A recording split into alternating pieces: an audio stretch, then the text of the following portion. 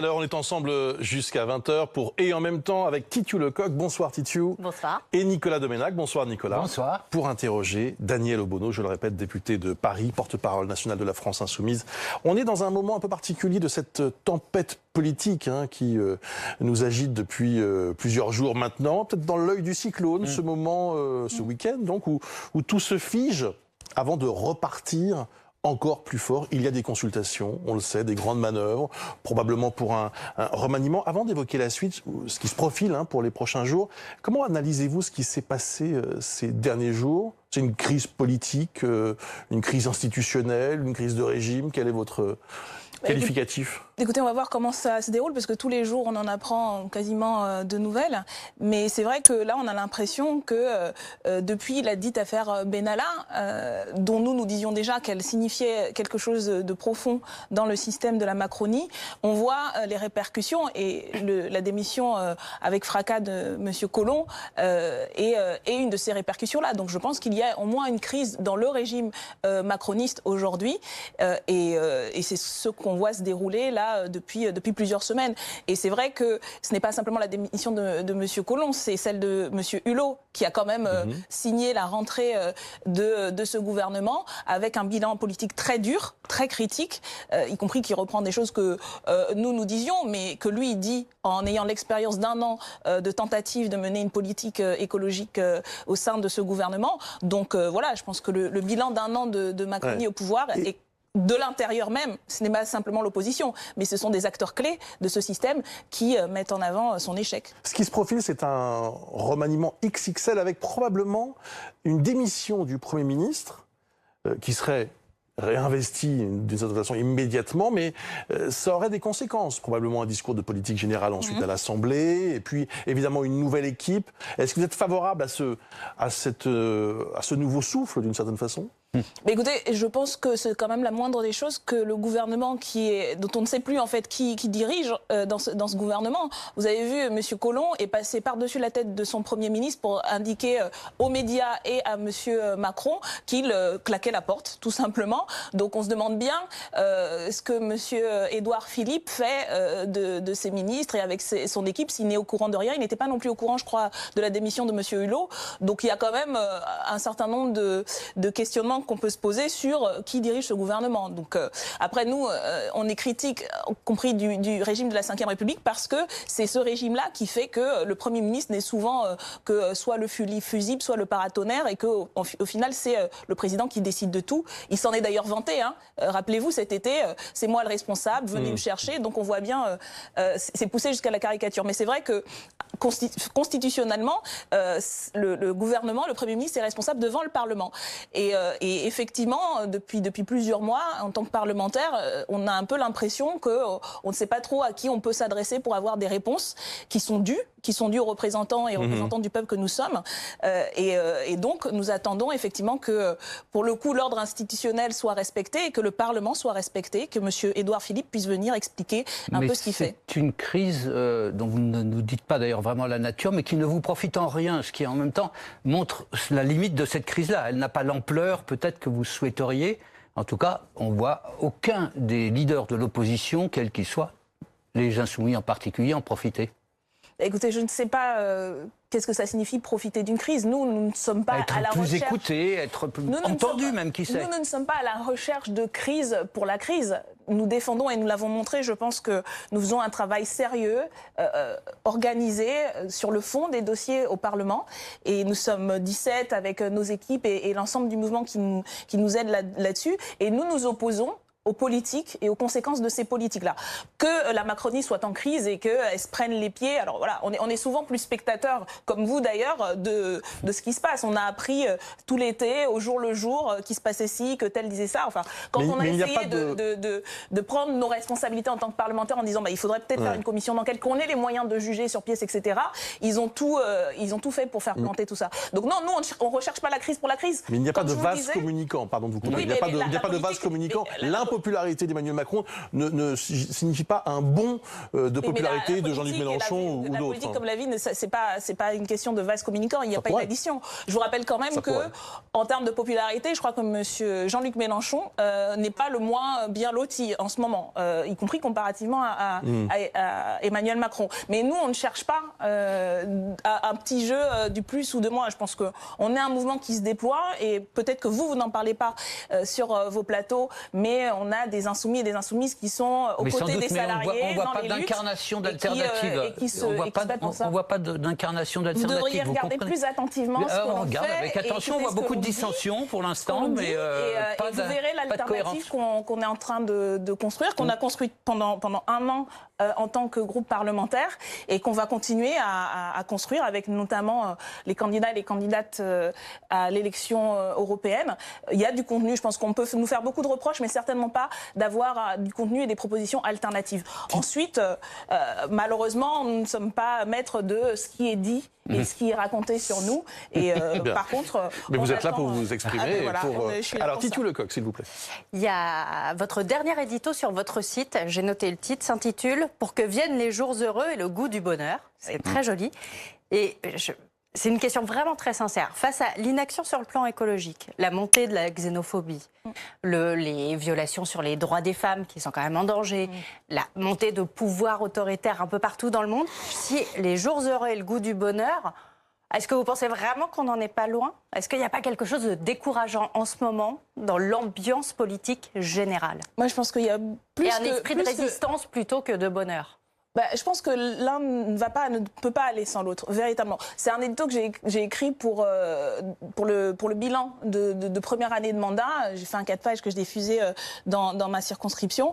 Et je pense que oui, c'est pas juste une atmosphère, c'est une réalité. Dans la vie des gens, au quotidien, les difficultés économiques, les attaques racistes, sexistes. Encore aujourd'hui, il y a eu une attaque homophobe dans le 19e arrondissement. La vie des gens est extrêmement dure. Et donc, ça se reflète au quotidien.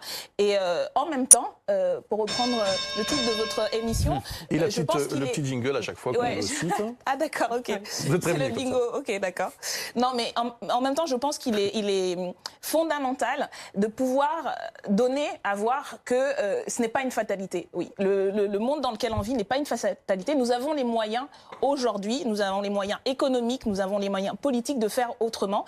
Et moi, une des choses qui m'a le plus inspirée, effectivement, dans cette campagne présidentielle que nous avons menée, dans la campagne législative et dans le mouvement qu'on construit, c'est de donner à voir une perspective, une alternative, justement, quand tout apparaît bouché, quand tout apparaît, on se sent découragé, de donner cette envie. Et moi, je crois fondamentalement, je crois de manière déterminée que oui, c'est possible de changer.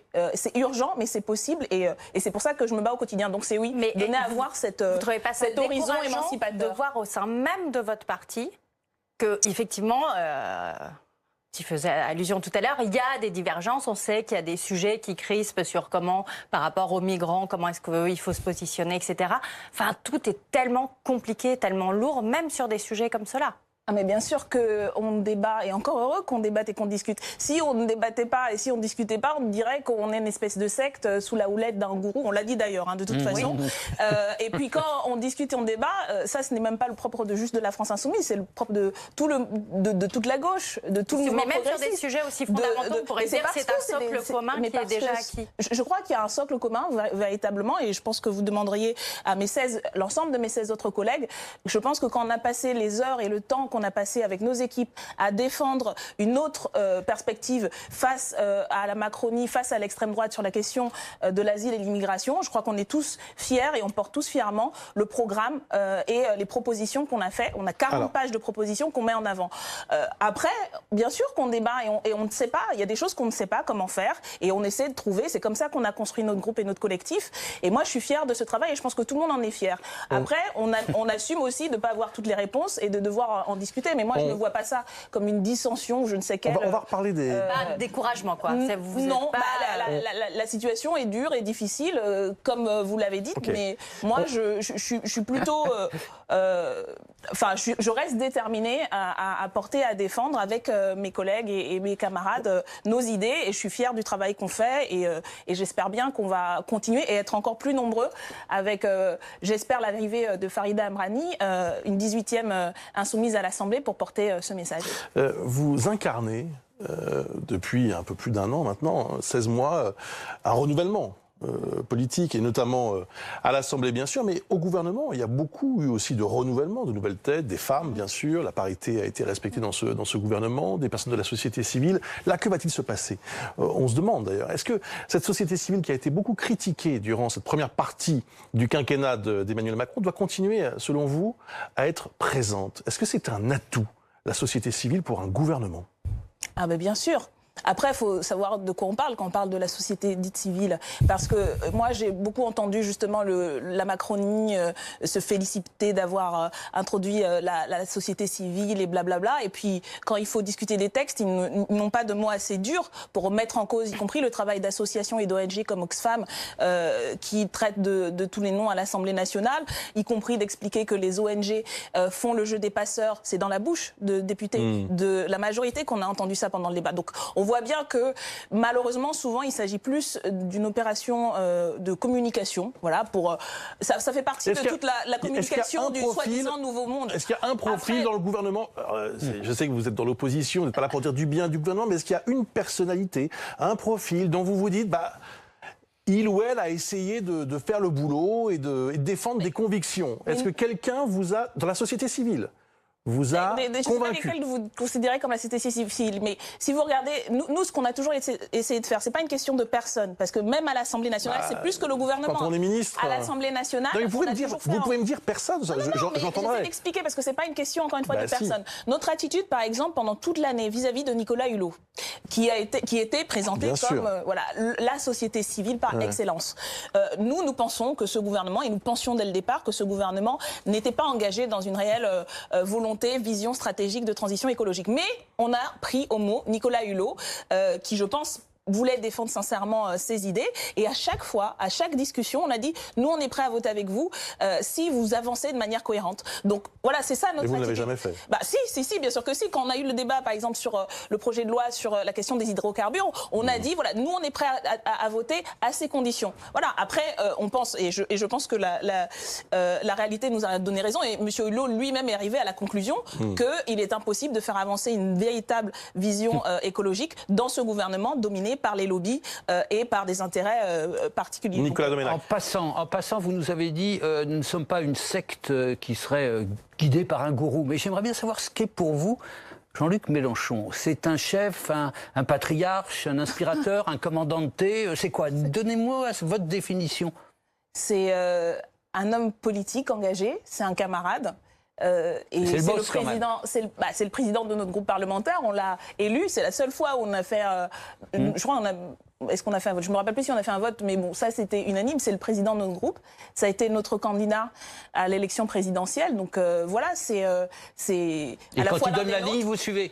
Mais c'est jamais comme ça que ça se passe en réalité, en vrai, dans toutes les organisations, en tout cas moi, les organisations politiques que j'ai connues, que j'ai construites, c'est toujours, et c'est y compris pour ça que moi je suis aujourd'hui à la France Insoumise et que je suis dans ce groupe et que je suis fière du travail que nous avons fait, c'est toujours un débat politique, de conviction. Et Jean-Luc Mélenchon défend des idées et toutes les sensibilités. On est 17 quand même, hein, parce que malheureusement, les médias, pas vous, mais beaucoup de médias ont tendance à se focaliser sur Jean-Luc Mélenchon, qui est ce qu'il est et qui est la figure, mais il y a Mais c'est votre prochain candidat à la présidentielle quand même ou pas?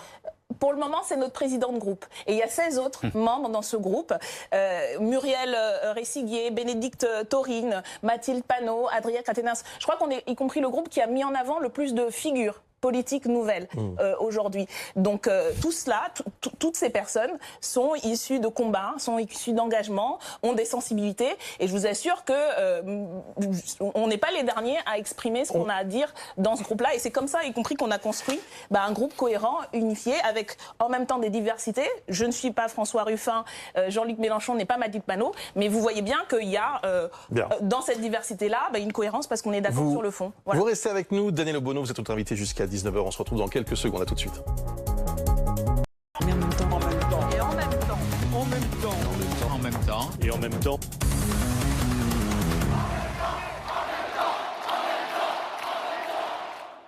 Daniel Obono est l'invité de Et en même temps ce soir jusqu'à 19h, député de Paris, porte-parole national de la France Insoumise avec Titu Lecoq et Nicolas Domenach qui m'accompagnent pour vous interroger. Emmanuel Macron est très critiqué pour son style, son franc-parler. Cette semaine à nouveau, face à des retraités, il y a eu une petite phrase qui a suscité beaucoup de commentaires. Les Français devraient moins se plaindre, a dit le président de la République. C'est vrai qu'il aime bien provoquer, il aime bien choquer, il n'aime pas les journalistes. Du coup, ça m'a fait penser à quelqu'un d'autre. Ce style, ce franc-parler, est-ce qu'on ne pourrait pas le rapprocher de celui de Jean-Luc Mélenchon ?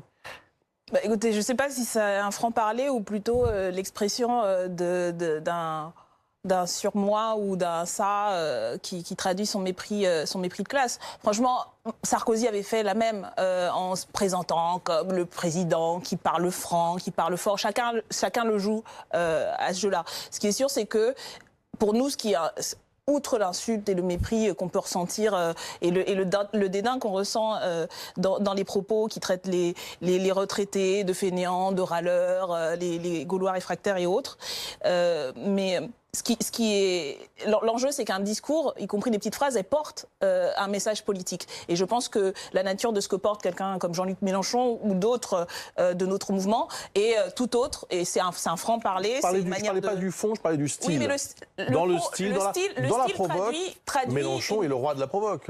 Non, je ne crois pas. Je pense qu'il y a, y compris dans les coups de gueule, un vrai sens politique. C'est-à-dire de dire pourquoi, à un moment donné, on a réhabilité. Je parlais tout à l'heure de la campagne. Moi, un des moments qui m'a le plus touchée dans la campagne, c'est quand on est allé faire ce déboulé, je crois que c'était à Tourcoing, et Jean-Luc Mélenchon a fait ce discours où il parlait de notre campagne en disant que c'est une campagne qui s'adresse à la tête et au cœur.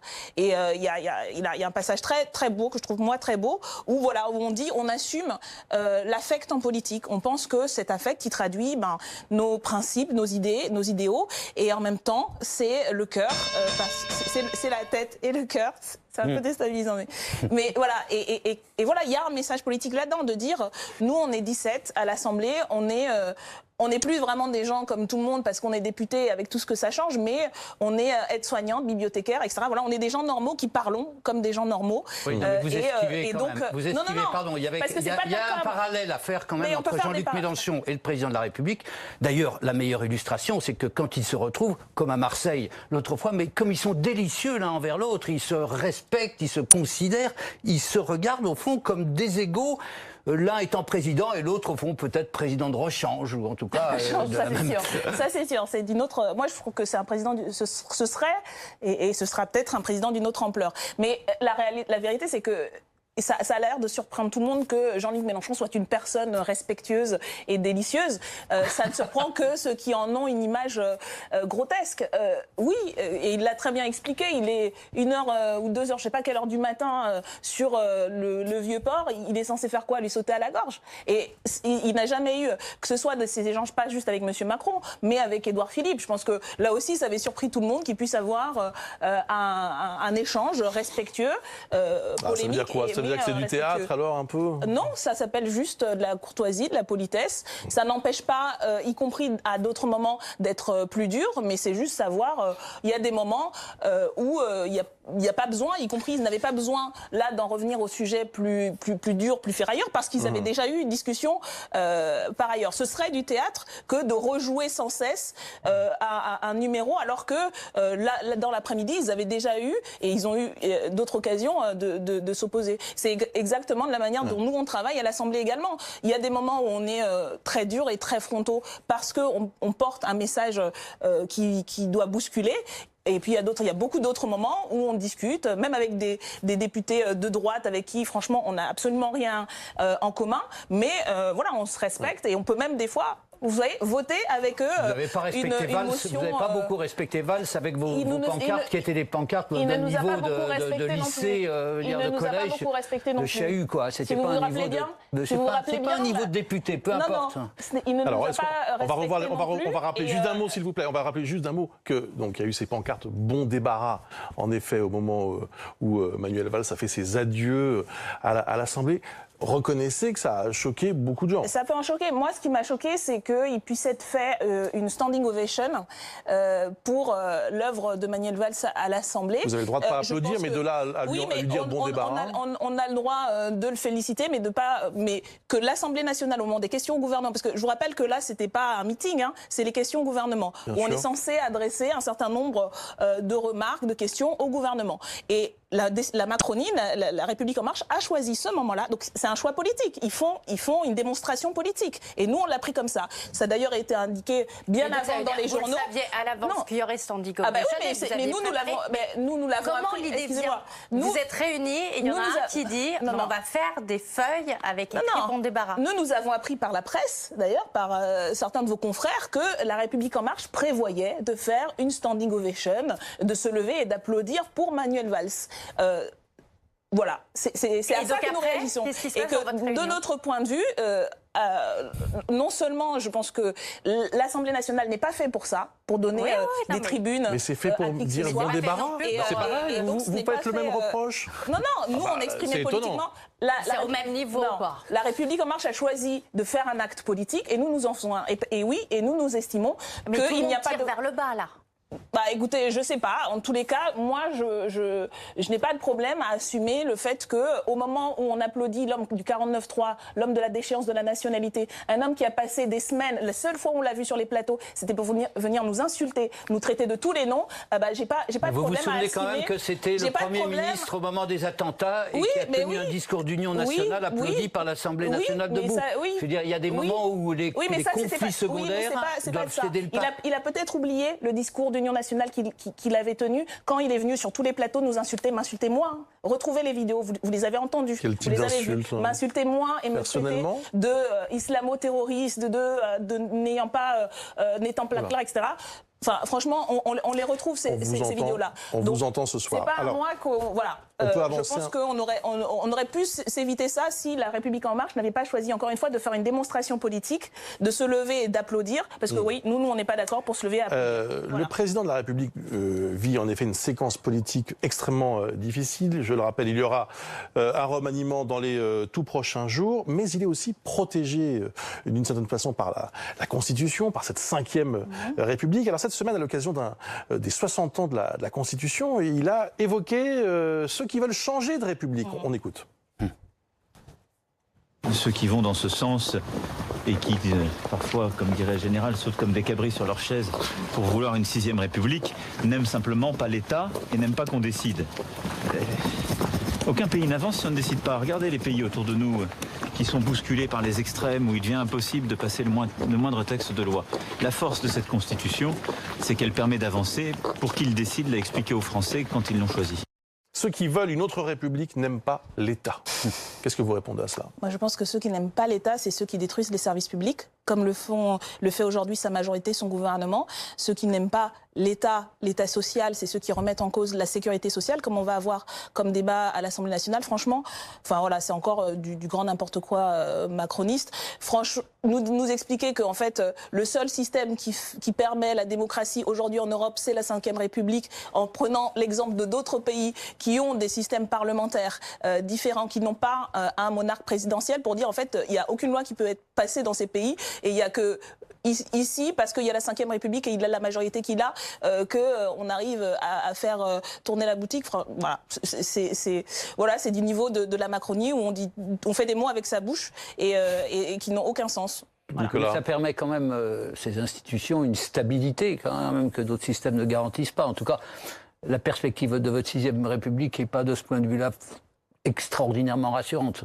Écoutez, vous avez l'impression que, je vais peut-être pas parler de la Grande-Bretagne à cause du Brexit, mais là c'est un débat politique, mais institutionnellement, l'Allemagne, qui est citée en grand exemple souvent pour plein d'autres choses, est un système tellement plus instable qu'une 5e République dont la Constitution a quand même été révisée plus d'une vingtaine de fois. Donc, sur la question de la stabilité, on peut aussi trouver mieux.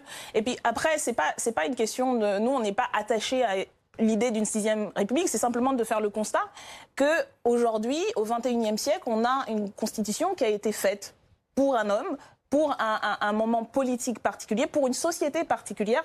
On parle de la France des années 60 au XXe siècle. Mais pour une histoire où il y avait- particulière, Oui, qui est une oui, monarchie qui a fait l'union du Ah, mais pays. Vous n'allez pas me donner comme je ça un pense coup qu'il de y a balai d'autres. là-dessus. Non, mais bien sûr que non.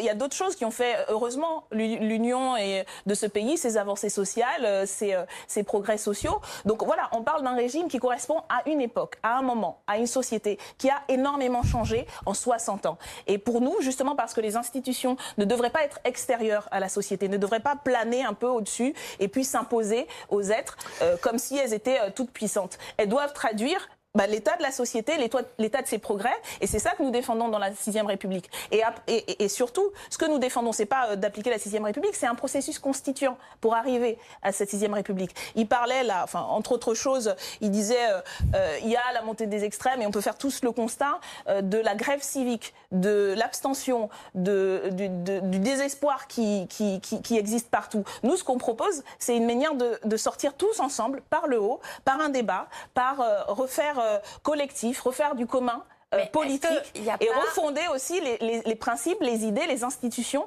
par ce processus. Donc je pense que c'est beaucoup plus moderne, beaucoup plus disruptif, beaucoup plus libérateur des énergies, pour reprendre la langue macroniste, que s'accrocher à des institutions qui ont fait leur temps. Elles ont fait leur temps, elles ont eu un rôle, mais elles ont fait leur temps. Titu Lecoq.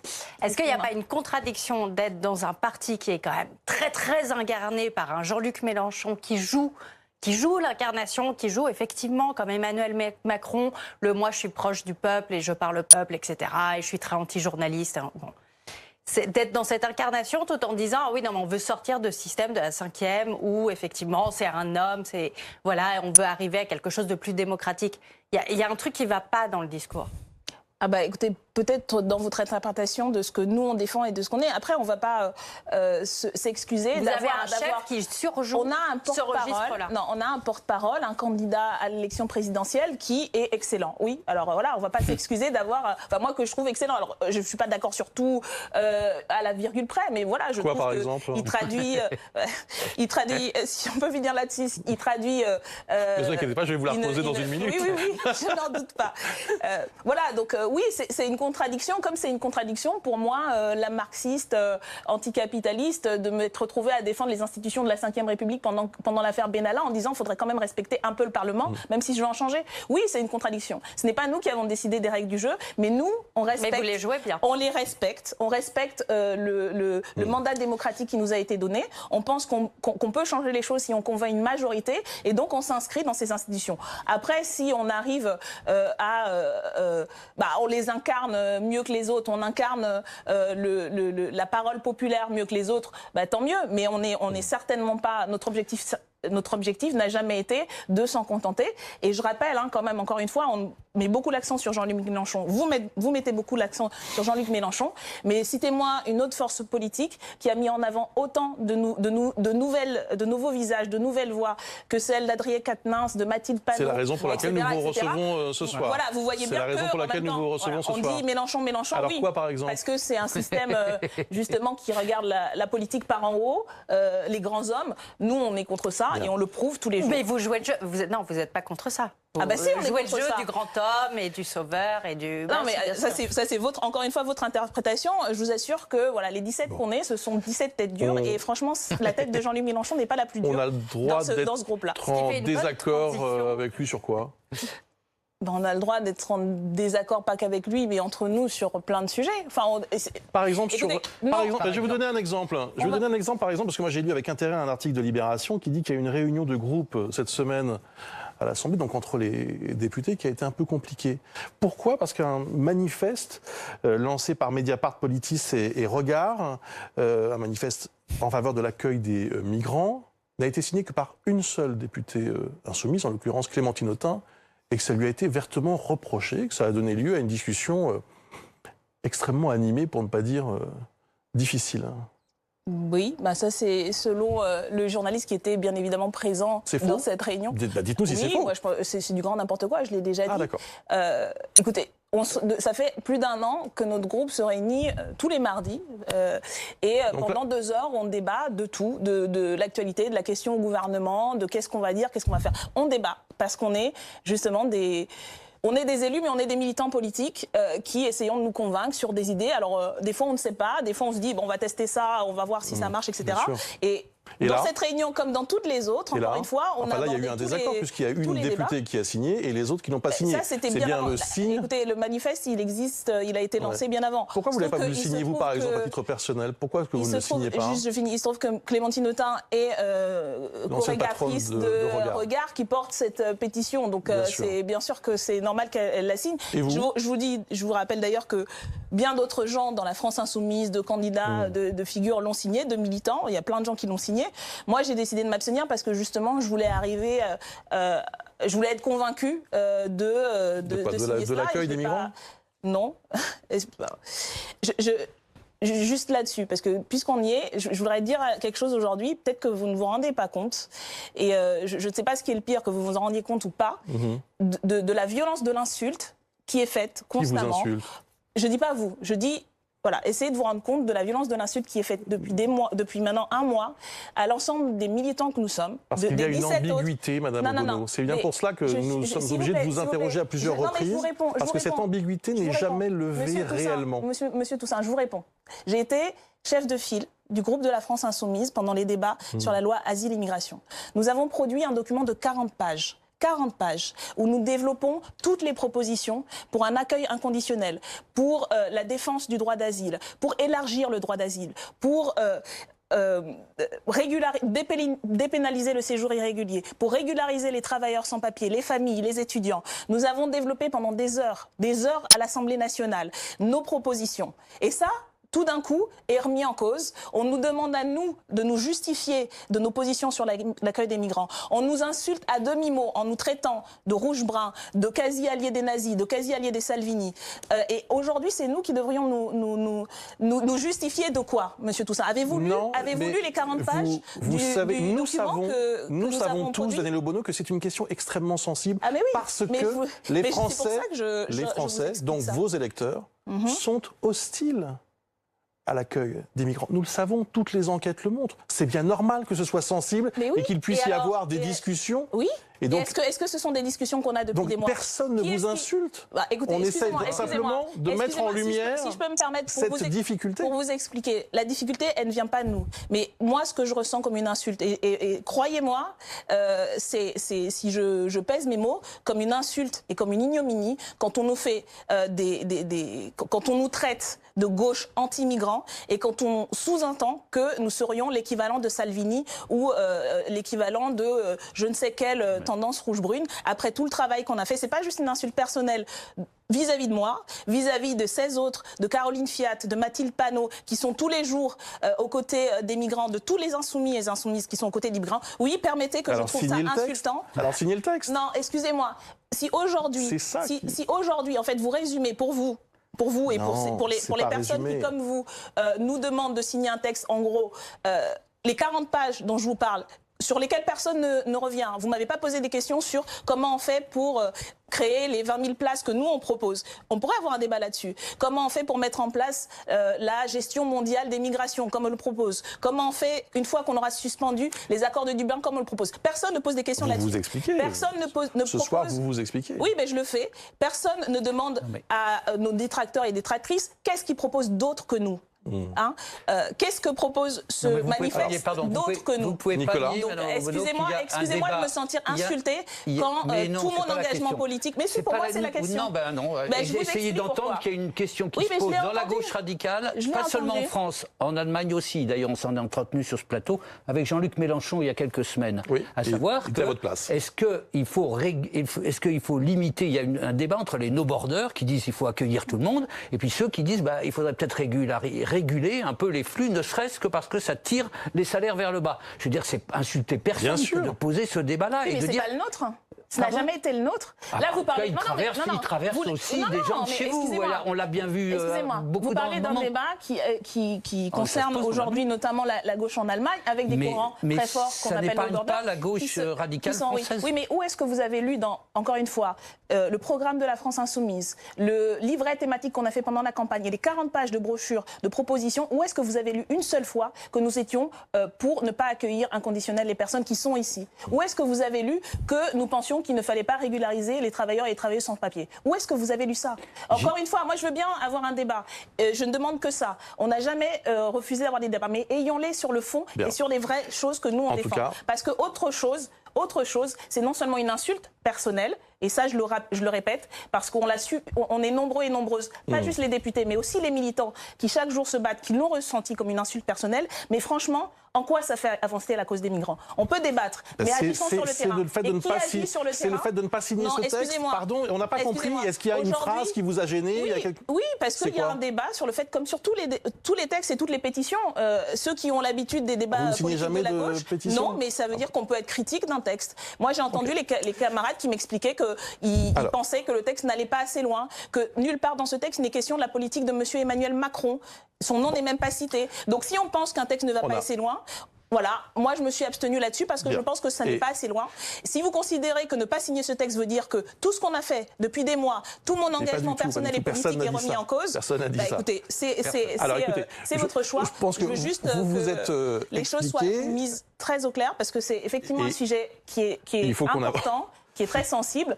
Et voilà, vous me lancez là-dessus. Voilà, vous avez raison, vous allez laisser vous expliquer. Et voilà. Il nous reste 2 minutes et on est un peu en retard, mais les tops et les flops, ça va nous permettre d'évoquer encore d'autres sujets. On commence avec vous. Titiou, le top, qu'est-ce qui vous a marqué? Banksy, le street artiste, qui a fait quelque chose d'absolument génial. Une vente aux enchères d'une de ses toiles, il l'avait mise dans un cadre au moment où elle a été adjugée pour 1,2 million d'euros, une bagatelle. Et l'œuvre s'est auto-détruite sous les yeux des gens qui... Voilà. Et je trouve ça magnifique. Et évidemment, on sait qu'il va être encore plus coté et que ses œuvres coûteront encore plus cher. Vous avez trouvé ça génial, vous avez dit? Oui, moi j'adore Banksy. Je crois que je l'avais cette image-là dans sur une de mes icônes de profil.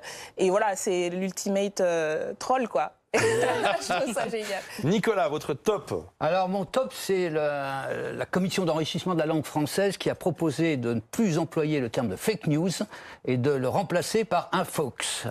Alors moi j'adore ces questions de langue française parce que ça va... Qui va l'emporter de l'usage ou pas Vous savez que Buzz, par exemple, il fallait le remplacer par Ramdam.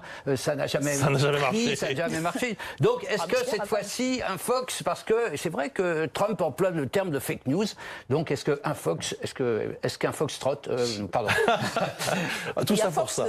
Tout ça dedans. Donc, non, mais moi, ce que j'aime bien, c'est l'idée que la langue est vivante. Voilà, et c'est bien. Après, je pense qu'on peut aussi imaginer d'autres choses. Ramdam, c'est pas mal. C'est bien de s'imaginer des nouveaux termes qui correspondent aux nouveaux... Le flop de Titiou, c'est un sujet important, mais je vais vous demander de faire vite malgré tout. Oui. Vendredi, dans les Yvelines, un homme s'est attaqué à sa compagne et il lui a défoncé le crâne à coups de masse. Et je voulais en parler parce que ça arrive fréquemment en France et tous les... Alors elle a pour l'instant survécu, elle est hospitalisée, ses jours sont comptés, on ne sait pas. Mais voilà, il y a en ce moment beaucoup de rassemblements pour lutter contre les violences conjugales. Et voilà, il faut rappeler que c'est une femme qui est tuée par son compagnon ou ex-compagnon tous les 3 jours en France à l'heure actuelle et que ça continue chaque semaine. Est-ce que vous voulez nous dire un mot là-dessus?